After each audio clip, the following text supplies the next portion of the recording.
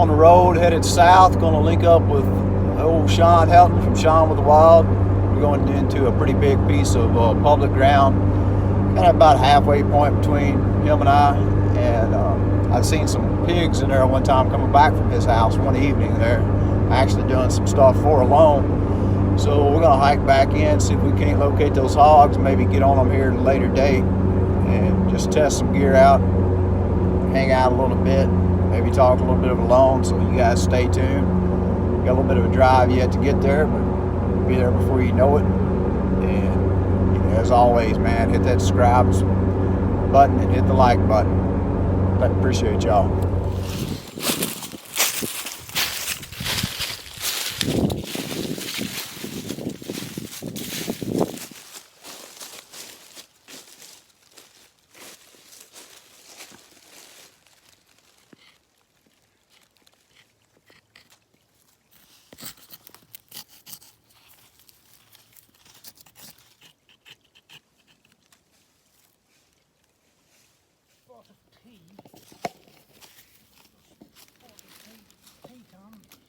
And Buck already started rubbing the trees. Got this poplar that fell too, not too far from that little cedar tree that Buck rubbed on. That's probably two of my favorite eastern tenders. It doesn't get any easier to get it than when a Buck's rubbed it. But the poplar comes off in nice long strands, and you can just work it all up, create more surface area, catch a spark a whole lot easier. But it's cedar and poplar for the east. It doesn't get much better than that.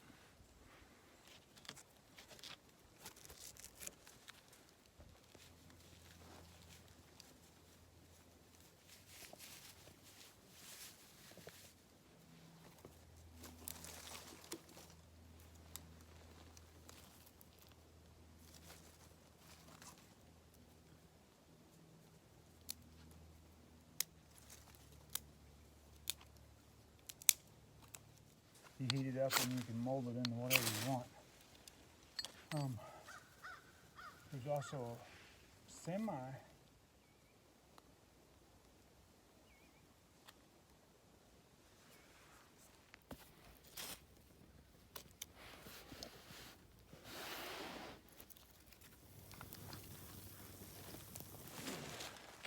And we're back with the Creekside Coffee Talk with Keith and Shawn. That's a good one. Creekside Coffee. Well, we can't hot tub, so no tattoos given that day. Yeah, hot tub and tattoos. We're all set. We're just a good time waiting to happen. That's it. We're a good time waiting to happen. Yeah. If only MTV had a survival show, we'd be there. They probably do. I don't have television, so I have no idea. I don't watch MTV.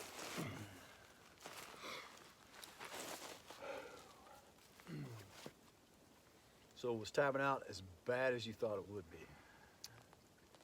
Man, you know, in the moment, it seemed like the most perfect thing to do. It made total 100% sense, you know. But when I was like back ashore the other side, I was already regretting it. I was trying to talk my way out of it and everything. Like talking to the field producer, I'm like, just give me another fire steel, nobody has to know. Just put me right back out there, and I'll just keep making stuff. I'll forfeit the money, and I'll just hang out. Yeah, I think that's the thing of it too. Everybody, you know, thinks it's about the money. Once you're out there, money really doesn't have anything. No, man, it gets in your skin, and you just want to, you know, of course, you want everything to go right. To the degree it's just not catastrophic failure, but. Yeah, I would have loved to stay a lot longer. I probably still couldn't have done it 100 days, but I was having fun, so I'll take that for as long as I can get it every time. Yeah, I was having a good time. I'd had a better time if you had something to eat. I had something to eat. I've been a little more cooperative, but I was just floored by how my area personally was nothing like the area around the base camp there, you know, where we've been exploring the past few days. I mean, it was a stark difference.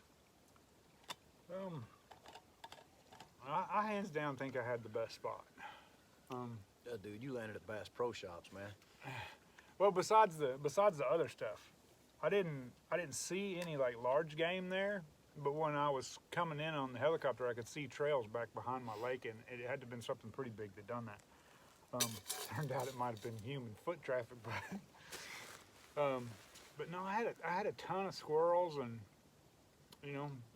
porcupine or two here and there. I had a couple good spots to make weirs in the water, until it froze. And I didn't really see any rabbits though. I didn't see any ptarmigan. Of course, I wasn't there. I think the very last day, it was spitting a little bit of snow that morning, and then I was kind of gone after that. I was amazed at the speed in which weight fell off of somebody out there. It was crazy. I think a lot of mine was dehydration. Yeah. Despite drinking every opportunity that I could get. Well, and this is a great question I want to bring up because you did it, I did it, Kai did it. Kai did it better, of course. But the weight gain thing, would you do the weight gain thing again going out there? I don't think it hindered me, but I don't think it really helped me all that much either. Other than, there was just stuff there to lose. Yeah. But that, at home, had I just stopped just putting the calories down, even at home, that way was something that was going to fall off anyway, because my body didn't want it. Yeah, because I know after I saw you, after we'd been out, I mean, I don't know, a couple months later, and you and I, well, it was a month or so later when we got together, but dude, you'd already lost so much weight. Yeah, my body didn't want it. My normal weight is like, 185. That's where my body wants to stay at. Even back like in the cage fighting days, to get down to 170, it was a chore. And kind of same with putting on weight, to go up to heavyweight. It was like, it's there 1 minute, but if you take your eyes off of it for a second, it's going to fall off of you. Same. I came in, I think, I came into base camp at 210. That's the heaviest I've been in my life. Yeah, I was at the heaviest I had ever been too. And I lost 5 pounds before we even went out in the field. At the official weigh-in the day before drop, I was at 205, so I'd already dumped 5 pounds. People ask you, what was the big surprise out there? The biggest surprise was just the way your body reacts. And I think after being on an American diet, and I mean, I eat pretty lean most of the time anyway, but still going from what you're used to and even in that bulking up stage, and then I tried to kick back into ketosis before I got out there. Yeah, right, because I wasn't trying to go through that shock out there. Right. And you know how hard that was in base camp. I mean, geez. Well, I ate a lot of carbs in base camp. I didn't eat them every single day. And there's a couple days that I went through base camp, I was only drinking like some juice. And I didn't really eat anything at all. But I was trying to just keep myself more confused and saying, okay, we're back on carbs again, let's go this way, Or that's the rationing I was doing in my head. I think more than anything, if I had to do it again, bottom line, I would not mess with the weight gain. If anything, maybe a pretty strict keto diet. Yeah. All the way through. Yeah, I would do that. I would do that again. A month before I started on probiotics, and that helped me a lot, I think. That was probably keeping me from depleting everything that I had and trying to keep my body as regular as it can be, especially with the transition of foods. And yeah, because it took my gut biome probably, which is still kind of up in the air as to what I got into. A lot of people think it was the squirrel. I don't really think it was because I've eaten enough crazy wild game and done enough survival-based stuff. I know enough to boil everything to death. One, that's maximum nutrients, and two, if you boil something for an hour, you've pretty much killed all the bad bugs that are going to be in there. So, I mean, I really think mine, just going over my whole symptoms and the muscle cramps, and Joel and I've talked about this a lot. I think ketosis really was what got me, and the fact that, man, I was running on like 100, 150 calories a day, which my body was like, no way. What caused making, you know, laps and decisions that you make or whatever? It kind of sneaks up on you mentally. You don't know your mind. It's not like a mirage is sitting out there and you're like, oh crap, there's a mirage. You don't realize you're doing dumb no, things. it's like, this is what I do all the time. I got this. It's a piece of cake, Right. and then you're doing something totally stupid. No, I couldn't agree more. You know, and even going back to Joel again with the ladder, you know, on the axe, he'll tell you the same thing. You know, you're not firing on all cylinders. Exactly. In the old thinking department. When it creeps up on you, you know, if there's not somebody outside standing there watching you that's of sound mind to tell you, hey, you're screwing up, you won't ever know you're doing it. Well, to borrow a thing from 2020, you know, that becomes your new normal out there. You're, you know, everything just kind of slows down, both physically and mentally. It's just part of it. I mean, I think that's part of survival. Being able to master that, or to slow your body, to slow your normal down enough to maintain, I guess, what your thought process can do under those conditions. Well, I went through, right at the end, like every emotion you could have in one day, you know, and that's part of it. I'm usually like pretty chill, got my head screwed on pretty good, and you know, it just doesn't hit your mind the same way. You know, you get frustrated, and then everything, little things start getting you frustrated, and then you start making mistakes. And yeah, I know going up to my last couple of days, let's just say there was some editing there, at least what you got to see, the way things were, a little bit different, but you know, it's a story. yeah, And I could tell I was on the downhill slide. I went so far as I pulled my traps, you know, thinking, I was giving myself, I think I tapped on Thursday maybe. I was giving myself till Saturday, because I've been having some pretty extensive like arm cramps and just abdominal cramps. Having a pretty hard go of it the last 2 days there before I tapped. I remember I went and pulled all my traps because I didn't want anybody to have to go in and look for them. And I had a pretty extensive trap line at that point. I think I was running about 100 snares. So made kind of a big J out from camp, going back to my hunting ground there on the middle of the property. But I knew I didn't want anybody to have to go out and look for my snares, and I didn't want anything else to be hung up and die out there because of me. So I thought, yeah, right. you know, you give yourself a couple days. And that was one thing, Lucas Miller off season 1, you know, talked to him quite a bit. And he was like, you know, if you think you're going to tap, he said, give yourself a couple days, kind of make peace with it and see how you're doing, which, you know, physically I was having a lot of problems.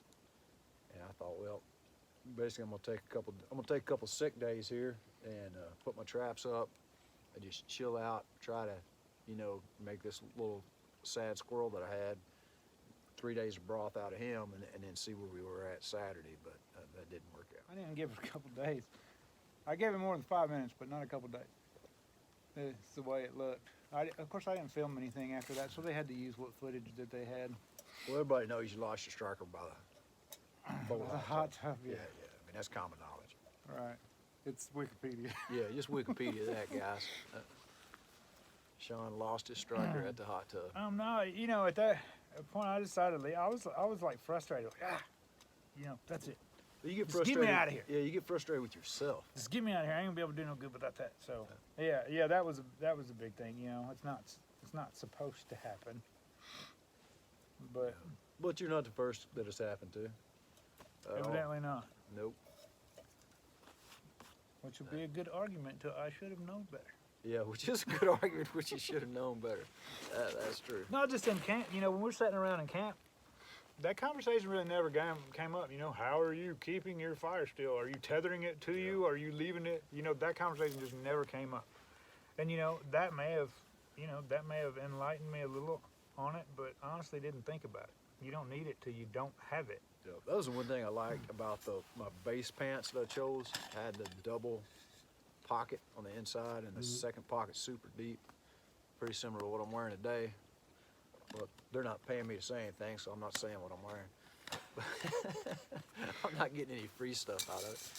But, you know, I always buried my fire steel. It was actually the fire steel I used today to make the coffee and the suit. But I had that piece of orange paracord that you had to use for your paracord, of course. But I'll tell you one thing, and I know you probably think the same thing, but up there, orange is like the worst damn color to have. That's his. I actually had orange on mine too. Same ones, a blaze orange. Yep. The best idea that somebody had given me, you know, through the comments and stuff, is should have scored, since it was so big, you should have scored it around in the middle, Snapped and it. drilled another hole on the other end and put a piece of cordage on both ends. And Yep. then when you broke it, you know, at least would have had two, because it was more than enough. That would have been a good idea. And like a lot of stuff, a lot of my skinning knives, because the main reason I got into making knives and doing the blacksmithing is because I lose so much stuff. So it's a lot easier for me to make it than it is to buy it. But I got some of that paracord that has reflective stuff on it. So, Yeah, you that's know, you pretty can good. drop it and shine around. But yeah, I mean, one thing about it, nobody knows what it's all about till you out there and you know what it's all about. Yeah, everybody's story is going to be a little different. They're all going to suck probably, but they're going to suck different. Yeah, they're gonna suck different. That's true. All right, guys. Well, that's about all we got. We're gonna get up the trail here, kick around a little bit more, show you guys some other interesting things other than us sitting around jabbering. Yeah, right. But Keith Sires, Alone Season 7, Shawn with the Wild, also Alone Season 7, and from the great state of Kentucky and Tennessee. That's so, right. you know, if you need to get your hillbilly fix, that's us. For what it's worth. Take care.